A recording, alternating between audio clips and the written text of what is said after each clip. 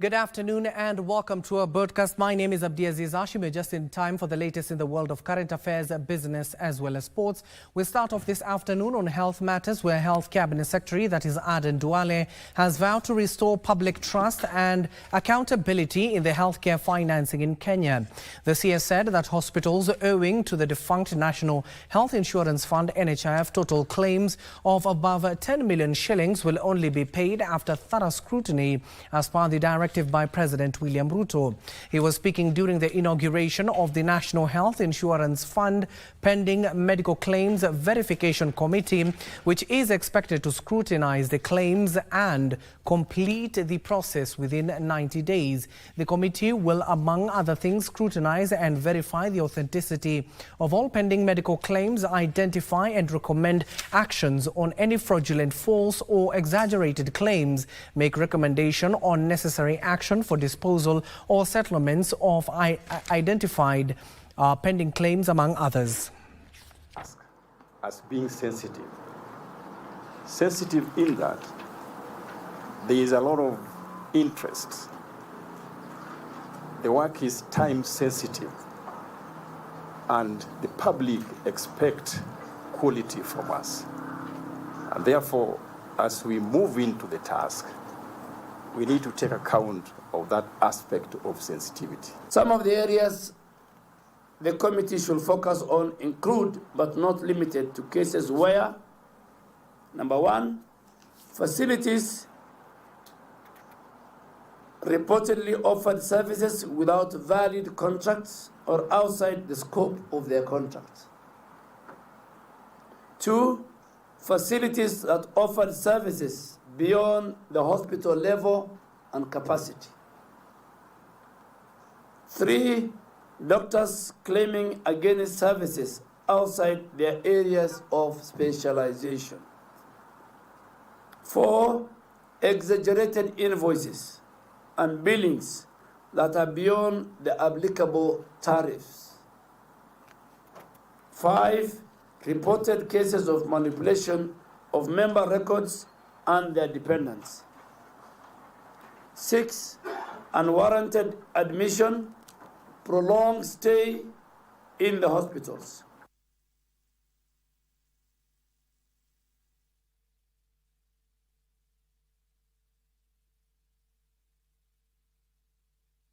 Now from Afia House, let's head over to the corridors of the August House, where the nominees for various positions, including some of the envoys that will be sent to various parts of this African continent, especially in the morning, the Committee for National Defense Committee of the National Assembly had been able to engage the former Principal Secretary for Sport, that is Peter Toom, for the position as an ambassador in Kinshasa, Democratic Republic of Congo. And currently before the committee, let's listen in, is none other than the former Cabinet Secretary for Health, that is Susan Nakhumicha, who has been nominated for the position of permanent representative to the mission of the Kenya to the UN habitat here in the capital. Let's listen in.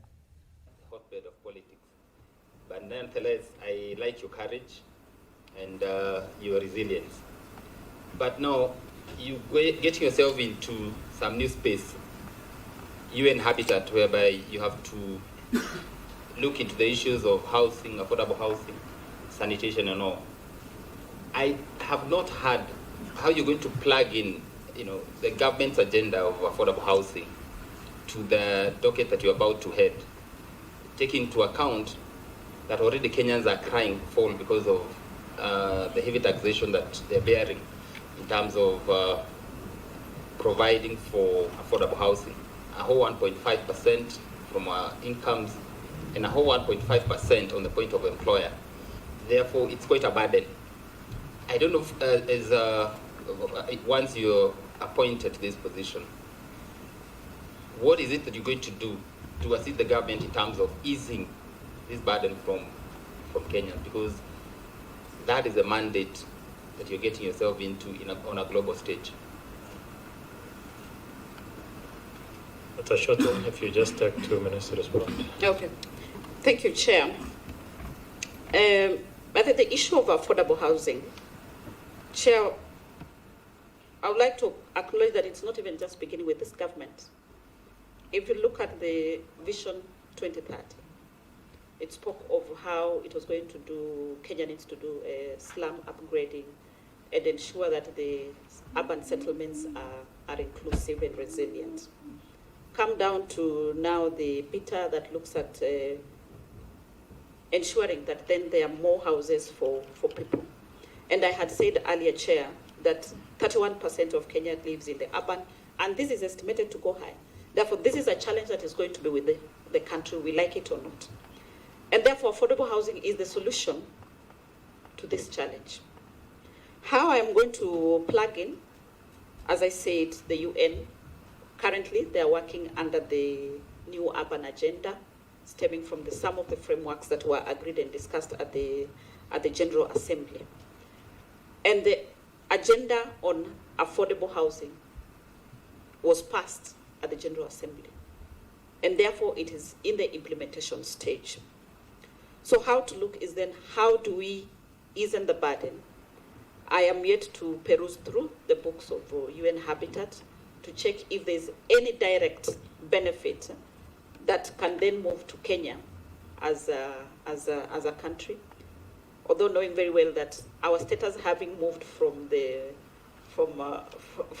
developing countries to the lower, middle, upper, it also complicates our situation that we may not be able to benefit directly from some of the grants and the whatevers that are there. But it is to check what are the programs that are existing currently that can then be inbuilt into affordable housing. For example, the issue of ensuring that the spaces are safe, the issue of ensuring that the materials being used for affordable housing are climate resilient, matters like having to use a solar panel, solar for energy instead of electricity. I think it's to see then how, if those projects exist at UN Habitat, how then they can be brought into affordable housing. I look forward to working very closely with the Ministry of Land and Housing. I look forward to working very closely with the Ministry of Transport and Infrastructure. I look forward to working very closely also with the Ministry of Environment to see how then we can plug into the grants or whatever else that is available from the UN Habitat. But what I know for sure is that UN Habitat has a very strong background in policies and governance on how to manage urban cities. So that is something that I'll be able to work on and ensure that then even in terms of planning, urban planning, we download some of those policies and be able to apply them locally. Thank you, Chair. Vice Chair. Thank you very much, Chair. Before I ask a question, I just want to... Those are the approval hearings in the National Assembly led by the National Assembly Committee for Defence, Intelligence and Foreign Relations in regards to the various nominees who are currently before them. Early in the morning, it was the approval hearing of Dr. Caroline Wanjiru Karagu, the nominee for the Principal Secretary in the State Department for the East African Community. Also, the former Principal Secretary in the Sports Department, that is Engineer Peter Tum, who has been nominated for the position of Ambassador to Kinshasa Democratic Republic of Congo, had the opportunity to plead his case before that committee. And currently you've just witnessed the former Cabinet Secretary for Health, that is Susan Nakhumicha, who has been appointed as the permanent representative at the mission of the Kenya to the UN Habitat in Nairobi. In the afternoon, later on, it will be Mr. James Buyekana Mohati, Consul General in Guangzhou, People Republic of China. Then finally, it will be Mr. Abdi Dubat, Fido Consul General in Arusha, United Democratic Republic of Tanzania. And of course, those stories will be filed by none other than our very own Gladys Mungai in our subsequent bulletins to inform you how the nominees were able to fare before that particular committee, and will duly inform you on that particular regard. Still at the corridors of Parliament, the Kenya Bureau of Standards Managing Director, that is Esther Ngare, is in the spotlight after she failed to appear before the National Assembly Committee on Trade, Industry and Cooperatives. The committee is probing the alleged loss of 420 million shillings at KEBS. The MD is accused of gross misuse of public office, embezzlement of companies' funds contrary to Chapter 6 of the Constitution, the Leadership and Integrity Act, the Public Officers Ethics Act, and the Anti-Corruption and Economic Crimes Act of 2013. The committee has issued her with another date to appear and explain the use of funds, failure to which they say they will write to the Inspector General of Police requesting for an arrest warrant to be issued against her for snubbing committee summons.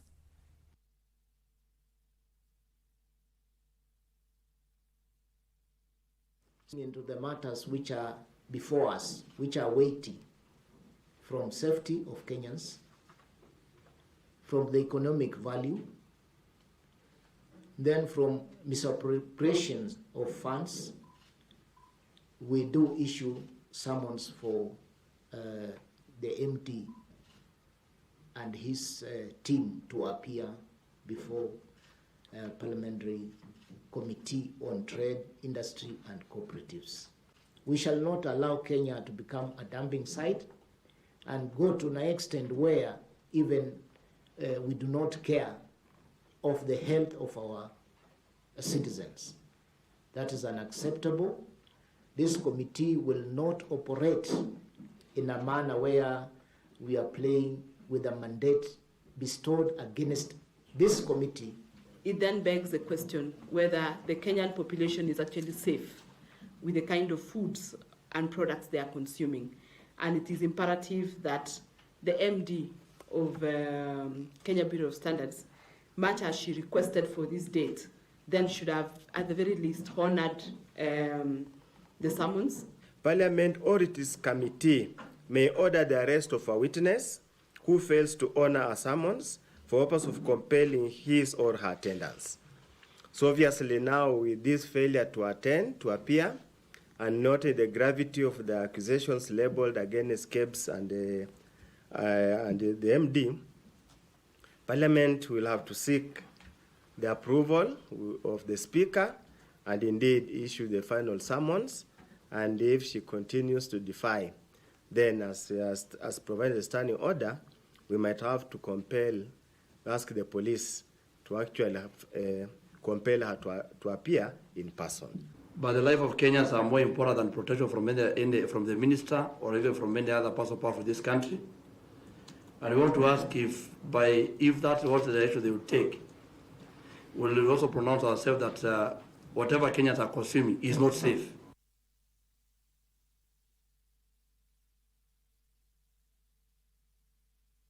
And away from Parliament, let's head over to South Sea, where the Independent Electoral and Boundaries Commission IEBC selection panel is continuing with the interviews for the commissioners for another day. Early in the morning, it was George Onyango Jobando from Migori County, Gideon Kipkoech Mutai from Kericho followed next. Let's listen in to the next candidate being interviewed by the Dr. Nelson Makanda-led committee.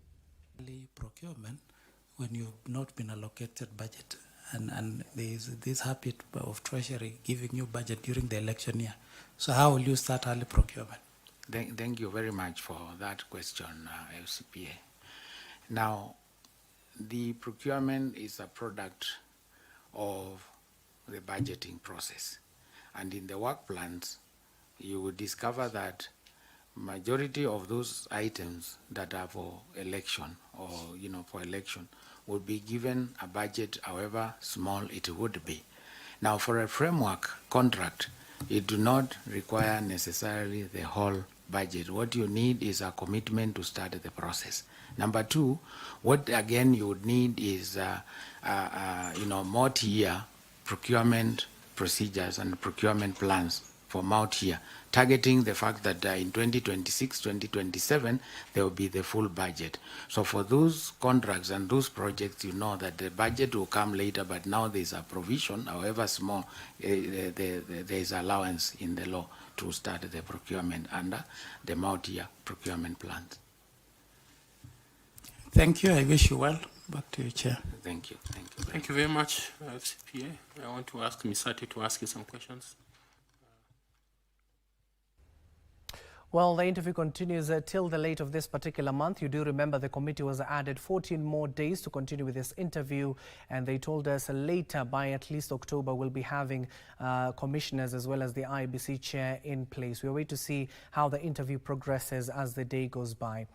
Elsewhere, Embu County Senator Alexander Mudingi has urged the vote-rich Mount region to rally behind President William Ruto, that this will ensure they acquire meaningful development and economic empowerment. Speaking in Kianjokoma, Embu County, the senator also slammed the opposition leadership for what he termed as engaging in divisive and retrogressive politics, urging them to instead offer constructive criticism to the government. Senator Mudingi at the same time dismissed claims of bribery and financial incentives during President William Ruto's developmental tour in the region, claiming the 5-day tour immensely attract organic audience.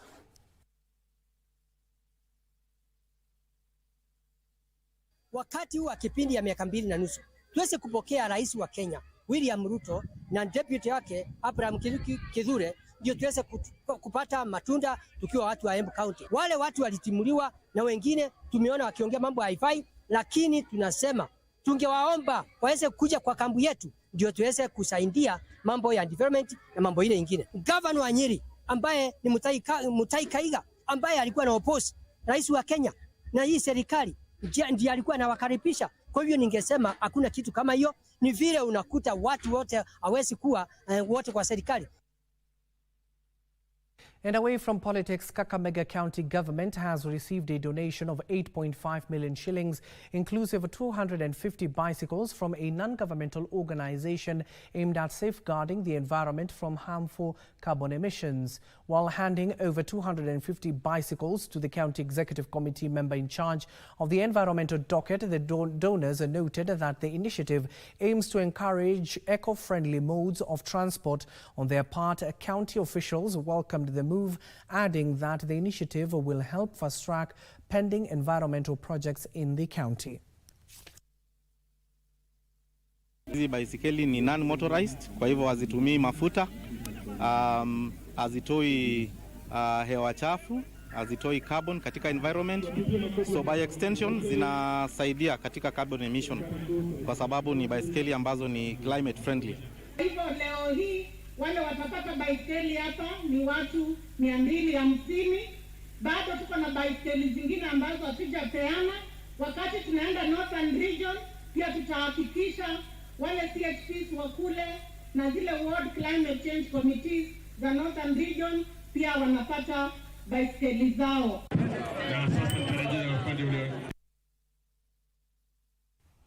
Young people have been challenged to take advantage of the 280 million shillings revolving fund by the Tourism Board to help learners from poor backgrounds who want to acquire skills in the hospitality industry. The new CEO, Kenya Utalii College, Mark Achonyo Kendi, encouraged more students to enroll in the college as they are building the institution's capacity to accommodate more students. He spoke during a graduation ceremony at the Kenya Utalii College, where 661 graduates in a refresher course training in customer care hotel management were awarded.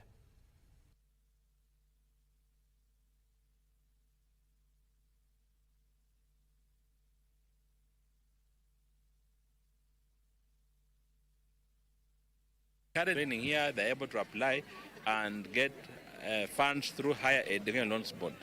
We have a fund of about 280 million facilitated by Tourism Fund. And I can confirm that our students now are already benefiting from that fund. It's helping those who are not able to raise fees to be able to get to school, get their studies without struggle. Most of the time, we call for refresher courses just to remind our people that they are supposed to know what they had known before. Because in other areas, people may tend to forget. So we want to encourage them every other time to come over and do the refresher courses that we are offering at Kenya Utalii College. A section of stakeholders in the mining sector is calling on the National Assembly and the Senate to expedite mining policies to unlock growth. Speaking during the annual general meeting for the Kenya Chamber of Mines KCM, led by their chairperson, Dr. Patrick Kanyoro, the group said engaging the two players is critical in shaping effective mining policy. The stakeholders at the same time hailed the president for naming another principal secretary in the Ministry of Mining, promising to engage him in order to sort out the delays in license issuance. KCM has so far unveiled an ambitious roadmap aimed at transforming the country's mining sector.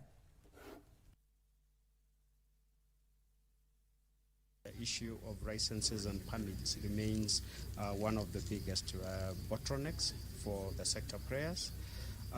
Besides that, there is one of the key resolutions of the AGM is that as the sector players, we need to engage in a process that will inform the law that should guide the mining sector in this country, because I think all the previous attempts have been attempts that have not included the sector players, and therefore perhaps this is what has kept the mining sector pretty dormant and unable to attain that target of 10% that the government has always wanted. We would love to see the government start issuing permits and licenses from where we will be able to submit our royalties and also other income that is due to the mining sector. All of us have the same principles and are advocating for closure of mines in accordance to the Mining Act. So this is what KCM stands for. And we believe that our members will all go, and it's a call for action for everyone to ensure that once mining is closed, we are able to have rehabilitation according to best practices.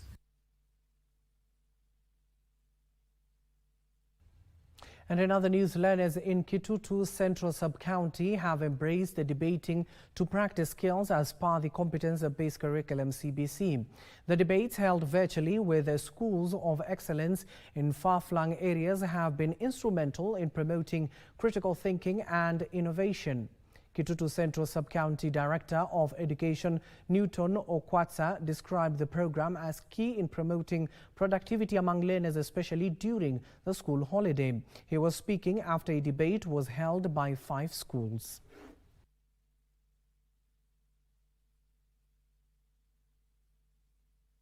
At Grace Initiative, we do believe that literacy is the foundation of lifelong learning and empowerment. So like for today, through the debates, we had 5 schools that participated. Our focus is not only to improve literacy, but also to build the confidence, the self-expression and analytical thinking. This is an undertaking that needs to be well spread and cascaded to other schools so that in the spirit of the competence-based curriculum, it enhances communication skills, confidence building, reasoning of our learners, that is critical thinking, and flow of thoughts, in logical way. That was the essence and is the essence of the debate.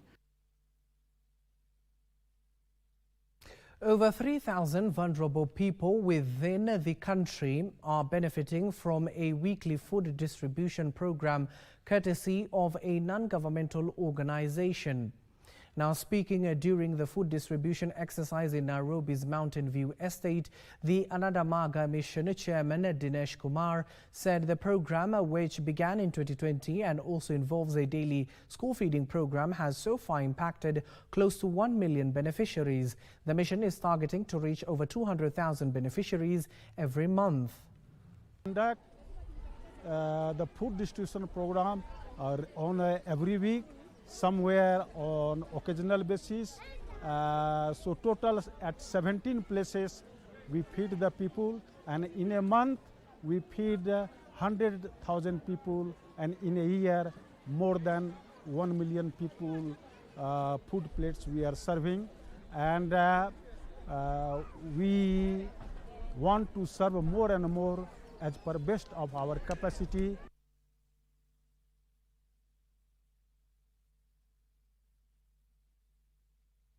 Stakeholders in the real estate sector have lauded the government's directive of digitizing title deed processing, saying this will rid the sector of land fraudsters who have conned unsuspecting Kenyans millions of shillings. Speaking during the issuance of title deeds in Thika, the CEO Hodari Homes real estate company Musa Gaturima urged the youth to invest in the fast-growing sector to secure their future. They have also called on the diaspora clients to ensure they do due diligence before they make capital-intensive investments. Kuna jamii kwa haswa wale wako katika nchi za ugaibuni wananyanyaswa ama wanatapeliwa na jamii. Sisi kama Hodari Homes tuweza kuja na njia kababe kabisa ya kuweza wao waweze kupata daraja ama waweze kupata kifua cha kulilia. Diposa sisi kama Hodari Homes tuko na njia mwafaka ile wanatufikia na tunaweza kuwauzia na wanapata cheti miliki.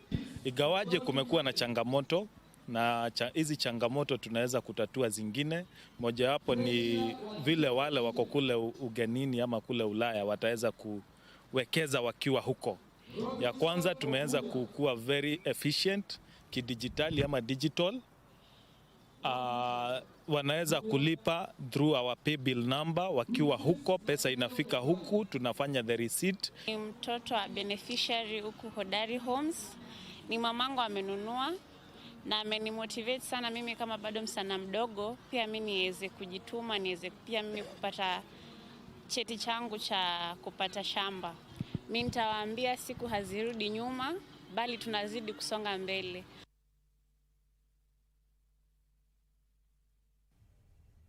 Now to Samburu County, where the Women Trust Fund organization in Samburu East has launched a 4 million shilling kitty to support a group of women in Lolkuliani village who have suffered adverse effects of drought. Speaking during the launch, area member of Parliament Jackson said that the fund will benefit over 20 women groups to provide for their families and improving their livelihoods.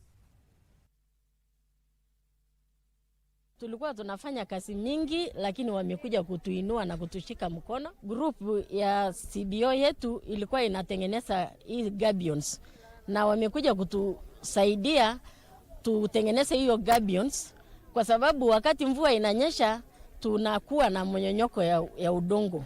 Hatuwezi kupita, watoto wetu hawawezi pita mahali ama barabara imeharibika sana. Wamekuwa na shida pia ya maji ya mashamba yao. Tuseme hawana storage tanks, na leo basi wakati wamepata hiyo pesa angalau wanaweza kupata storage tanks na pia wanaweza kupata piping system. Mmonyoko wa ardhi pia imekuwa kero kubwa sana, kwa sababu inaweza kuwa inakuja kupeleka manyumba yao wakati ya mvua, lakini sasa unaona wakipata hiyo pesa kidogo wanaanza kufanya hayo mradi.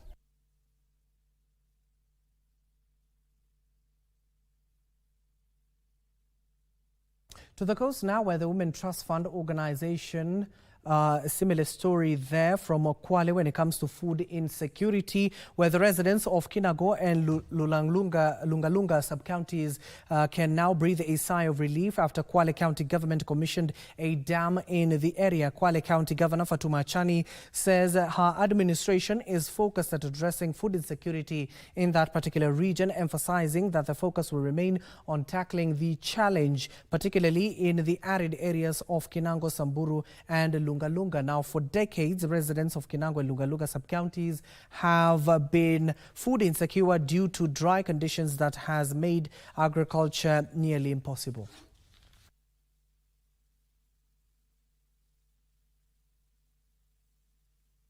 Tangu tuanzishe mradi wetu tunashukuru kwa sababu tunalima wenyewe na tunapata pesa na pia tunapata lishe bora. Tunapanda sukuma, tuna mchicha, tuna mnavu. Kwa hivyo tunapata mboga na hata tomato. Mara nyingi hatuendi tena sokoni kuchukua tomato. Tunachukua tomato za mashambani kwetu. Tulipopata hii mambo ya unyunyizaji wa maji, tunalinga maana tunakula kupitia hii kunyunyizia.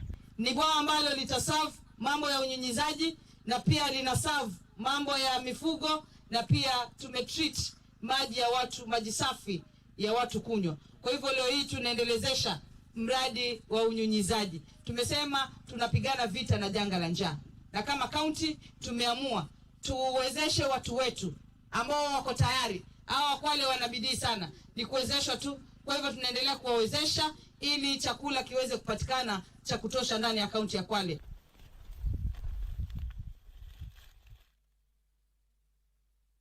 Still at the coast, 5 chiefs abducted in Mandera. This will be taking that particular story. There is a development to the 5 chiefs, if you remember, that were allegedly abducted in the northern part of the country. An update has just come in from the Interior Cabinet Secretary, that is Kipchumba Murkomen. We'll update you on that once we take this short commercial break.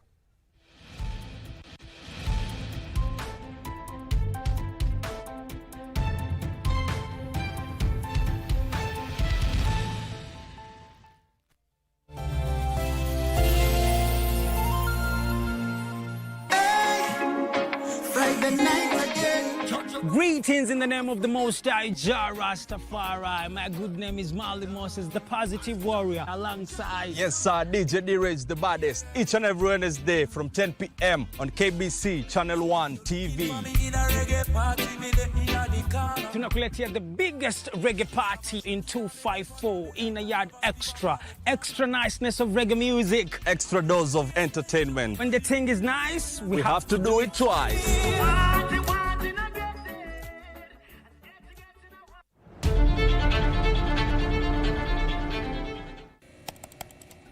Technology has become a crucial part of our society. Without technological advancements, so much of our everyday lives would be drastically different. As technology develops, it strives to fulfill the changing needs of society.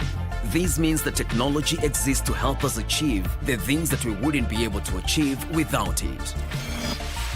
Take on Tech looks at the advantages and downside of technological innovation in a world that is becoming increasingly dependent on new digital technologies. Every Monday at 10:30 p.m.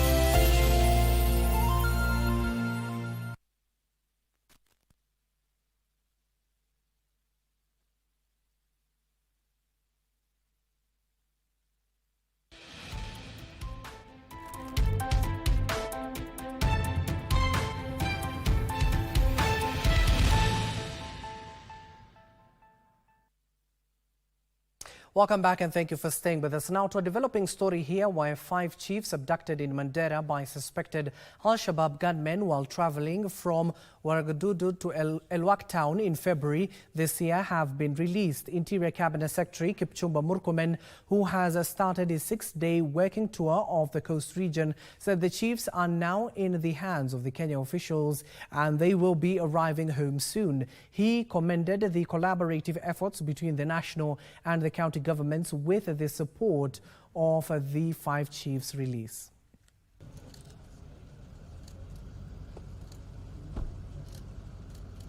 This is very good news based on collaborative efforts. As I announced before, that as a government we decided to work together with the community and to work with the county government of Mandera and the local community, and this process has borne fruit. We will be commenting further in the near future, once our chiefs are within the country, and we'll give you even more updates on the progress and what we are doing.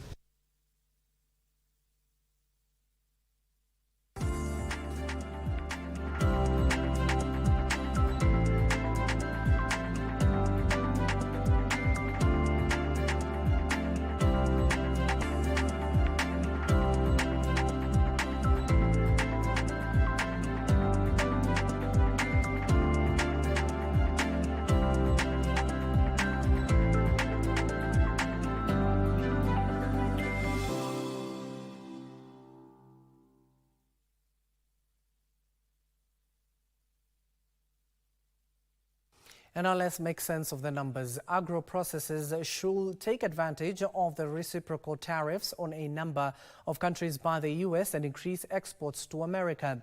The Kenya National Chamber of Commerce and Industry says the tariff increase to 10% imposed on Kenyan products is significantly lower than the rates Kenya's major competitors in the US textile market face. Is among 185 countries that was slapped with tariff increase ranging from 10 to 50% by the US government. Trade between Kenya and the US is estimated to reach 177 billion shillings, with Kenya exporting 64.3 billion shillings worth of goods, while buying products worth 112.8 billion shillings. Textiles, apparel, and coffee account for over 40% of Kenya's export to the US market. The Kenya National Chamber of Commerce and Industry says the move by the US government to increase tariffs on a number of nations will open up the market for more Kenyan textile and apparel products. According to the Kenya National Chamber of Commerce and Industry, the 10% tariff on Kenyan products is significantly lower than the rates facing Vietnam at 46%, Sri Lanka at 44%, Bangladesh at 37%, China at 34%, Pakistan at 29%, and India at 26%, which are Kenya's major competitors in textile manufacturing. Textile and apparel manufacturers have been encouraged to invest in facility upgrades, value addition processes, and workforce development to meet anticipated increased demand. To mitigate against the new tariffs, manufacturers have been advised to increase value addition on coffee, tea, and horticulture goods destined for the US market. However, the Kenya National Chamber of Commerce and Industry admits that 10% tariff will increase cost for exporters in the short term, denying them much needed capital for expansion. The Kenya National Chamber of Commerce and Industry warns that any additional long-term protectionism policies by the US will reduce Kenya exporters' market access, urging exporters to expand their international markets. Benson Rioba reporting for Lunchtime News.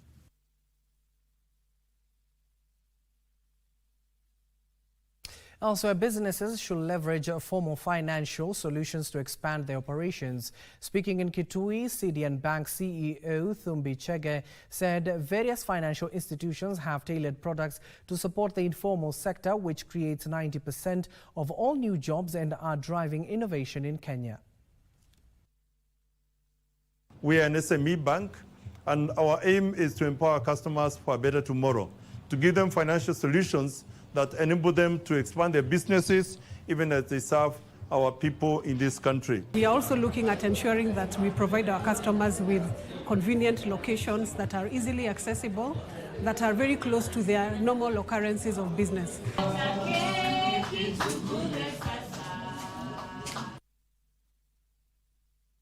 And internationally, global markets are reeling in the wake of President Donald Trump's latest tariff announcement. From Wall Street to Asia and the Middle East, stocks have taken a sharp dive, fueling fresh fears of a looming recession.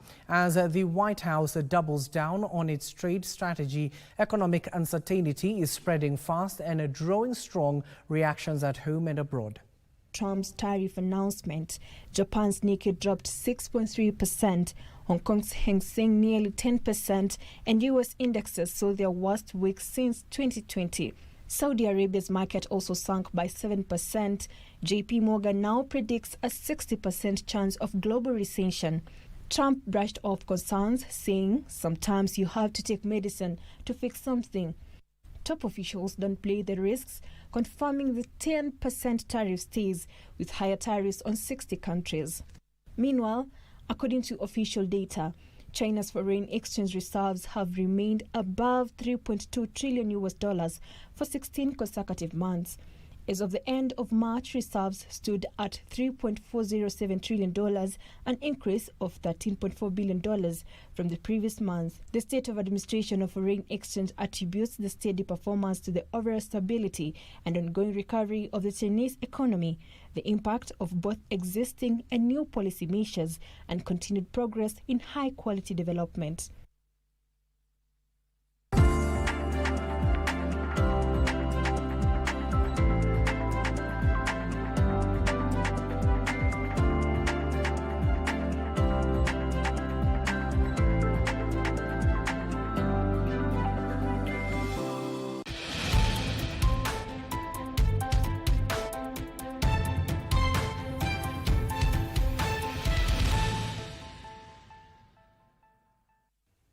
Now let's head over back to Parliament, where Judith Pareno was grilled by the National Assembly Justice and Legal Affairs Committee on her suitability to hold office as Principal Secretary in the State Department of Justice and Legal Affairs.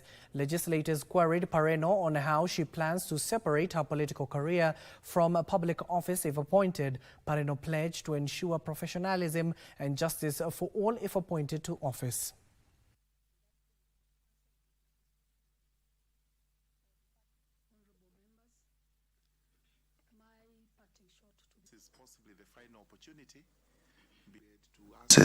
Call for action, just so that Kenyans know what are these extreme circumstances.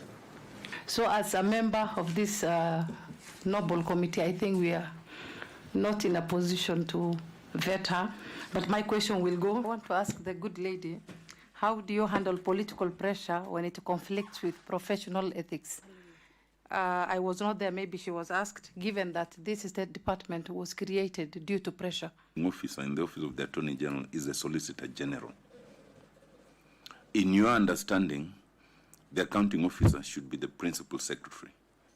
In the event that the current Solicitor General does not agree to cede being the accounting officer, what will you do? To us, and we have only to do two things: suitability and, I think that either that is the word that is used, suitability, and maybe competence. We also go into that, and that's all. How these state departments are created, it's a different article of the Constitution. Garnered over the years, I have shown that I've earned the public trust to run institutions for this public, and to be able to perform. I will perform in accordance to the law.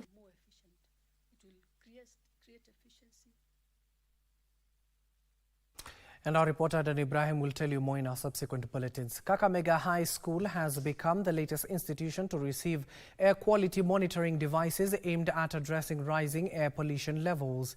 Speaking during the installation of these devices, Kenya's permanent representative to the United Nations Environment Programme, Ambassador Gertrude Ngote, called on Kenyans to adopt more sustainable habits, emphasizing the importance of waste management, recycling, reusing materials, and shifting to clean energy. Other stakeholders stressed on the need for air quality monitors to promote interventions and shape effective environmental policies. Local farmers were also urged to prioritize the planting of indigenous tree species as one way of reducing air pollution.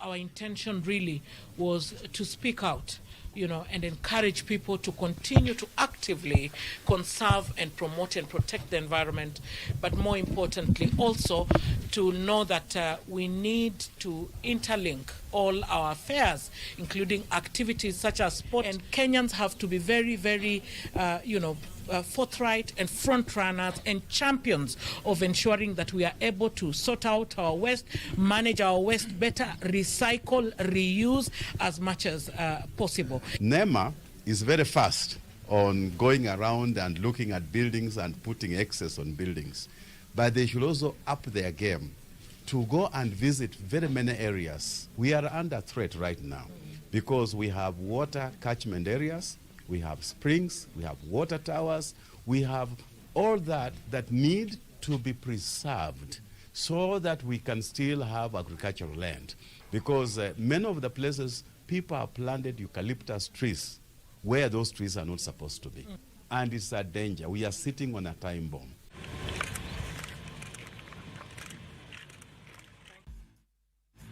World of sports. The national women's under-17 soccer team, Junior Starlets, face Morocco under-17 women's soccer team in their second friendly match scheduled tonight, kicking off at exactly 9 p.m. in Rabat.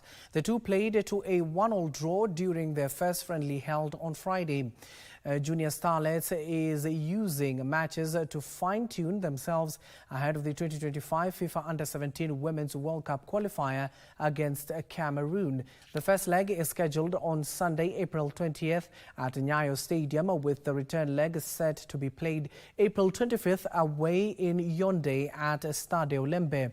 The aggregate winner of the fixture will qualify for the 2025 FIFA Women's Under-17 World Cup, which will be held in Morocco from October 17th to November 8th. Kenya is gunning for a historic second consecutive qualification for the World Showpiece after debuting at last year's edition in the Dominican Republic.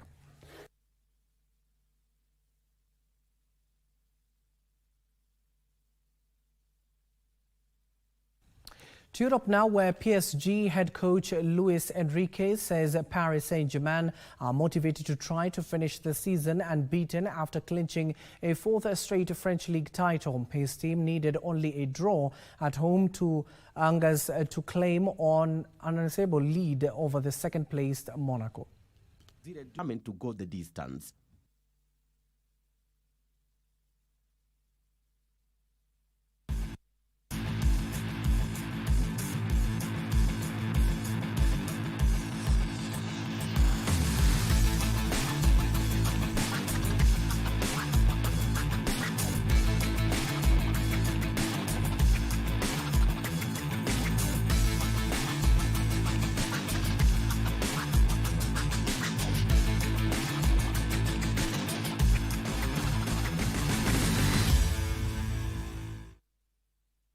And before I go, let me share some results of the English Premier League. Yesterday, Brentford had Chelsea to a draw.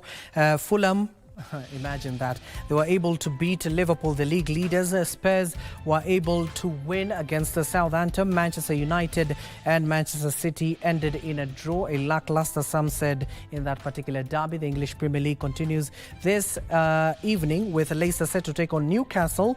And of course, in Serie A, Bologna is supposed to take on Napoli.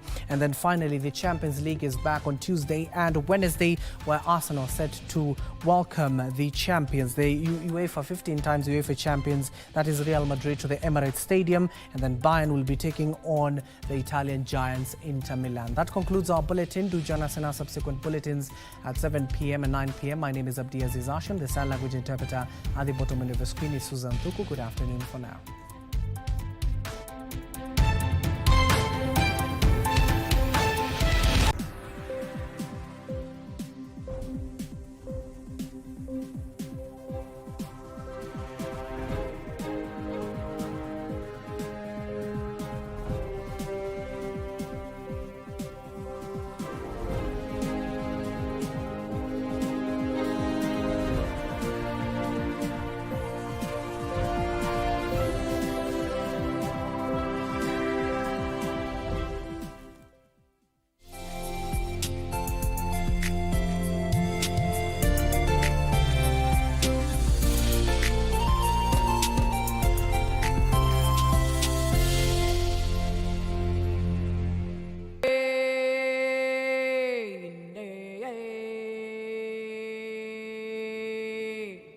Gaza.